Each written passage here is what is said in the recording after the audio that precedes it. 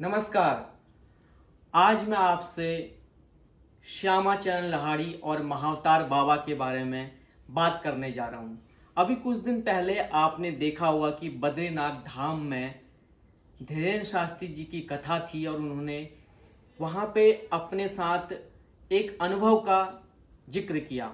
उन्होंने बोला कि वो रात में साधना कर रहे थे, उसी समय उनको कुछ ऐसा हस्तक्षेप दिखा, अचानक से खिड़की या दरवाजे पे किसी का होने का आभास हुआ, जिससे उनकी साधना में विघ्न पड़ा।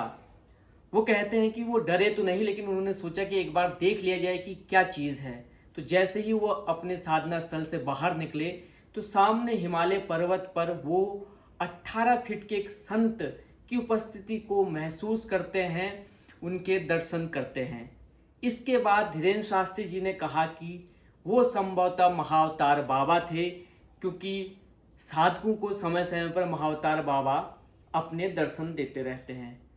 अब बात करते हैं महाअवतार बाबा की। देखिए, महाअवतार बाबा की जो पूरा विवरण मिलता है वो उसी क्षेत्र से मिलता है जिस क्षेत्र से मैं आता हूँ। महाअवतार बाबा की गुफा दोरहाट में है और महाअवतार बाबा ने सबसे पहले जिन्हें दर्शन दिया उनका नाम है लाहिड़ी महाराज। और लाहिड़ी महाराज जी के ऊपर एक किताब मेरे हाथ में है, पुराण पुरुष योगीराज श्री श्यामाचरण लाहिड़ी जी। ये किताब लिखी है श्यामाचरण लाहिड़ी जी के नाती ने, मतलब उनके बेटे के बेटे ने। इस किताब में उनकी जीवनी लिखी गई है और श्यामाचरण लाहिड़ी के बाद जो दूसरा वर्णन मिलता है महाअवतार बाबा की, वो एक योगी की आत्मकथा में मिलता है। अब जो मैं आपसे बातें कह रहा हूँ बेहद ही महत्वपूर्ण है, उनको ध्यान से सुनिए। देखिए, महाअवतार बाबा का संबोधन जो सबसे पहले आया, लाहिड़ी महाराज जी के जो पोते हैं उन्होंने कहीं पे भी उनको महाअवतार बाबा नाम से संबोधित नहीं किया है। उन्होंने उनको सिर्फ बाबा जी नाम से संबोधित किया है। बाबा से महाअवतार बाबा वो होते हैं योगानंद परमहंस जी की लिखी गई किताब एक योगी की आत्मकथा में। अब ये जो योगी हैं जिनको बाबा जी या महाअवतार बाबा बोलते हैं, उसके बाद से बहुत सारे साधक, बहुत सारे लोग सोशल मीडिया पे, यूट्यूब पे, पॉडकास्ट में ऐसे दावे करते रहते हैं कि उनको महाअवतार बाबा ने दर्शन दिए, महाअवतार बाबा ने उनको आध्यात्म की राह दिखाई। ये बातें कितनी सही हैं, कितनी इनमें सच्चाई है, ये बात तो मैं कह नहीं सकता, और कितनी ये बातें सही हैं या फिर मनगढ़ंत हैं। लेकिन इतना मैं जरूर कह सकता हूँ कि महाअवतार बाबा या बाबा जी एक ऐसे सिद्ध पुरुष हैं जो समय समय पर साधकों को, योगियों को, भगवत मार्ग में चलने वालों को दर्शन देते हैं। महाअवतार बाबा हैं कौन? जब लाहिड़ी महाराज जी उत्तराखंड में जाते हैं, एक गलत तार की वजह से वो रानीखेत पहुंच जाते हैं और उस क्षेत्र में वो भ्रमण करते हैं, तो उनको वहाँ महाअवतार बाबा के या बाबा जी के सबसे पहले दर्शन होते हैं। उत्तराखंड देवभूमि है, सिद्धों की भूमि है।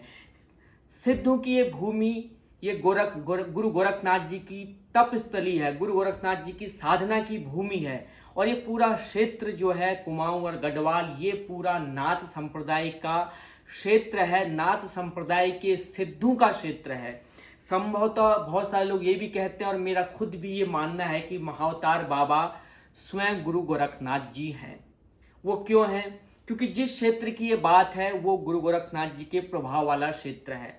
उत्तराखंड के हर घर में गुरु गोरखनाथ जी की पूजा होती है या गुरु गोरखनाथ जी के शिष्यों की पूजा होती है, या गुरु गोरखनाथ जी के परवर्ती, उनके बाद के साधकों की पूजा होती है। वही देवताओं के रूप में उनको पूजा जाता है। हमारे जितने भी लोक देवता हैं वो सब गुरु गोरखनाथ जी के एक तरह से शिष्य हैं और गुरु गोरखनाथ जी के ने उन्हें दीक्षा दी है। गुरु गोरखनाथ जी ने अपने चमत्कारों से उनको ऐसी शक्तियां प्रदान की हैं। ये महाअवतार बाबा जिनका जिक्र मिलता है, कोई इनको मार्कंडेय ऋषि कहता है, कोई स्वयं व्यास कहता है, सबकी अपनी अलग अलग व्याख्या है, लेकिन मुझे जो लगता है स्वयं गुरु गोरखनाथ जी ही महाअवतार बाबा हैं। उसकी वजह ये भी है कि जो मंदाकिनी नदी है केदारनाथ के पास, मंदाकिनी नदी के तट पर ही गुरु गोरखनाथ जी का आश्रम था, वहाँ पे वो साधना करते थे।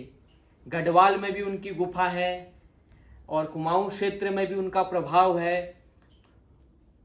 गुरु गोरखनाथ जी का जो समय है वो 8वीं शताब्दी का आसपास का समय है और गुरु गोरखनाथ जी आदि गुरु शंकराचार्य के बाद सबसे बड़े एक धार्मिक लीडर आप उनको कह सकते हैं, अध्यात्म के क्षेत्र के युग पुरुष आप उनको कह सकते हैं, जिनका प्रभाव उत्तराखंड से नेपाल, नेपाल से आपका बंगाल और पेशावर, मतलब भारत और भारत के बाहर दोनों जगह उनकी आपको वो उपस्थिति मिलेगी। नाथ संप्रदाय में गुरु गोरखनाथ जी का जो महत्व बताया गया है वो बेहद ही ऐसा है कि उसके बारे में वर्णन आप करना मुश्किल है। गोरक्ष गीता में मार्क में भी उनका जिक्र मिलता है और ऐसा नाथ संप्रदाय तो अपने साहित्य में ऐसा मानता है कि चारों युगों में गुरु गोरखनाथ जी का प्रभाव रहा है, क्योंकि गुरु गोरखनाथ जी की जो परंपरा आती है आदिनाथ से शुरू होती है। आदिनाथ स्वयं भगवान शिव हैं, क्योंकि आदिनाथ को भगवान शिव ने साक्षात दर्शन दिए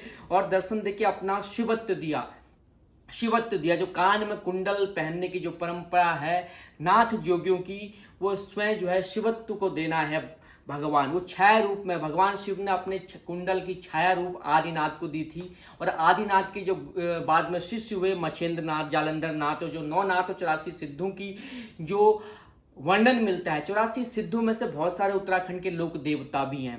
देखिए ये जिस युग की बात है वो युग जो है छपाई खाना उस युग में था नहीं। सारी बातें अनुश्रुतियों के जरिए हमें मिलती हैं। मतलब कहने का मतलब है उस दौरान जो भी घटनाएं होती थी, जो भी मंत्र होते थे, जो भी शब्द थे या जो भी चीज़ें थी, वो सब गुरु परंपरा से शिष्य को मिलती थी। शिष्य उनको अपने स्मरण में रख लेते थे, उनको याद कर लेते थे। इसलिए नाथ संप्रदाय में सबसे बड़ा महत्व गुरु का है। वो गुरु के बिना ज्ञान नहीं मिलता, इस बात को मानते हैं। गुरु ही वो व्यक्ति बताया गया है जो भगवान के मार्ग में जिसने भगवान की प्राप्त कर ली है, या जो परम ज्योति है, जो परब्रह्म है, उसका रास्ता गुरु ही जानता। गुरु ही अपने शिष्य को रास्ता बताएगा। तो नाथ संप्रदाय का संबंध उत्तराखंड से है। नाथ संप्रदाय का ही संबंध जो है वो महाअवतार बाबा से भी है। महाअवतार बाबा और लाहिड़ी महाराज जी के बारे में अगर आपको और विस्तार से जानना हो तो ये किताब मैं आपको इसलिए बता रहा हूँ क्योंकि ये प्रमाणिक पुस्तकें बता रहा हूँ मैं आपको। देखिए, एक तो है कि सुनी सुनाई बातों को कह देना या बातों को बहुत विस्तार पूर्वक उनके अर्थ को खोते हुए वो एक चमत्कार की उसमें फॉर्म में पहुंच जाती है। लेकिन ये जो बात मैं कह रहा हूँ, ये योगी राज श्री श्यामाचंद लाहिड़ी की जो जीवनी लिखी है वो स्वयं उनके पोते ने लिखी है और इसमें विस्तार से उनके बारे में बताया गया है। उसके बाद तो इनके जो शिष्य हुए योगानंद परमहंस, जिनकी जो किताब है बहुत चर्चित है, एक योगी की आत्मकथा, उसमें महाअवतार बाबा का जिक्र मिलता है। अब महाअवतार बाबा से पहले मैं उत्तराखंड के सिद्धों की परंपरा अगर आपको बताऊं तो उत्तराखंड तो सिद्धों की भूमि है। चाहे वहाँ के नरसिंह हो, नरसिंह देवता स्वयं साक्षात अपनी झोली में उनने भैरव रहते हैं, उनकी झोली में भैरव को उनने साध रखा है। तो वो साक्षात ऐसे देवता हैं जो जोशीमठ का जो पूरा क्षेत्र है, जोशीमठ में भी जो नरसिंह मंदिर है वो नरसिंह की भूमि है, जो लोक देवता के रूप में उत्तराखंड में पूजे जाते हैं। अब ये नरसिंह वो भगवान विष्णु के अवतार हैं, प्रहलाद को दर्शन जिन्हें दिए थे। ये नरसिंह जो है एक सिद्ध है।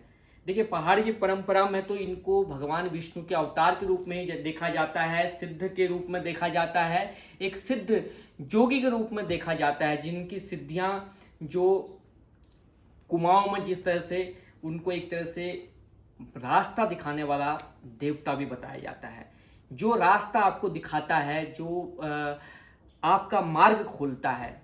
तो ये इस किताब के बहाने ही मैं आपके सामने उपस्थित हुआ था। इस किताब में श्यामाचंद लाहिड़ी जी का आपको बड़े अच्छा जिक्र मिलेगा, बड़े विस्तार से उनके समय के और साधु के बारे में पता चलेगा, उनके समय के, उनके अपने जीवन के बारे में पता चलेगा। देखिए, नाथ संप्रदाय में सबसे ज़्यादा महत्व योग को दिया है। श्यामाचंद लाहिड़ी जी ने भी योग को ही महत्व दिया। गृहस्थ रहते हुए वो योगी थे, योग को ही महत्व दिया और गीता भी योग को ही महत्व देती है, भगवत गीता। अब नाथ संप्रदाय अगर बात करूं तो मैं नाथ संप्रदाय में जो परम तत्व है वो उन्होंने बताया है कि परम तत्व ज्योति स्वरूप है। इसीलिए नाथ संप्रदाय में उसको अगम और अगोचर बोला गया है। अगम मतलब जिस तक पहुंची ना हो वो है अगम, अगोचर है जिसको देखा ही ना जा सके, इसलिए वो ज्योति स्वरूप उसमें बताया गया है। नाथ परंपरा जब मैं पढ़ता हूँ तो बहुत सारी किताबें नाथ परंपरा की हैं, शब्द हैं, तो उसमें बहुत सारे नोट्स भी मेरे पे नाथ संप्रदाय के हैं। देखिए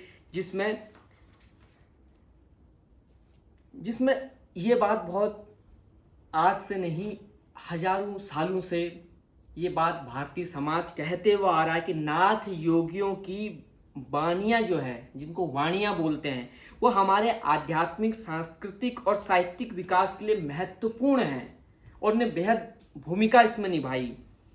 सत्य और असत दोनों से ही परे है परम तत्व। नाथ संप्रदाय इस बात को बोलता है कि सत्य असत दोनों से परे वो परम तत्व है जो आंखों से नहीं देखा जा सकता, उससे चित्त में रख लेना चाहिए। नाथ संप्रदाय की अपनी मान्यता है क्योंकि वो अलोप है। उनका कहना है कि जो परम तत्व है, परम वो अलोप है। इसलिए नाथ संप्रदाय में जो साधना भी बताई गई है वो अजपा जाप को उसमें महत्व दिया गया है। और लास्ट में अपनी बात को मैं खत्म करूंगा, समाप्त करूंगा, अपनी बात को समाप्ति को ले जाऊंगा एक छोटा सा पद सुना के, जो गोरखनाथ जी के बारे में उनके परवर्ती साधकों ने, परवर्ती संतों ने उनके बाद के उनके शिष्यों ने कहा। आप उसको गौर से सुनिए। मरो वे जोगी मरो, मरण है मीठा, तिस मरणी मरो, जिस मरण गोरख मरी दीठा। मतलब वो कहते कि हे जोगी मरो, मरना मीठा होता है, किंतु वह मौत मरो जिस मौत से मरकर गोरखनाथ ने परम तत्व को प्राप्त किया था। तो ये लाहिड़ी महाराज से बात शुरू होते हुए धीरेन्द्र शास्त्री जी से और महाअवतार बाबा पे पहुंच गई। किसी और दिन मैं महाअवतार बाबा का और जिक्र करूंगा, आपके सामने और कुछ विस्तार पूर्वक बताऊंगा। लेकिन ये मेरी मान्यता है और मुझे जो लगता है, नाथ साहित्य का अध्ययन करने के बाद, लाहिड़ी महाराज का अध्ययन करने के बाद और एक योगी की आत्मकथा योगानंद परमहंस जी को पढ़ने के बाद की और पहाड़ की पृष्ठभूमि को देखने के बाद कि नाथ महाअवतार बाबा स्वयं आदि गुरु गोरखनाथ जी हैं।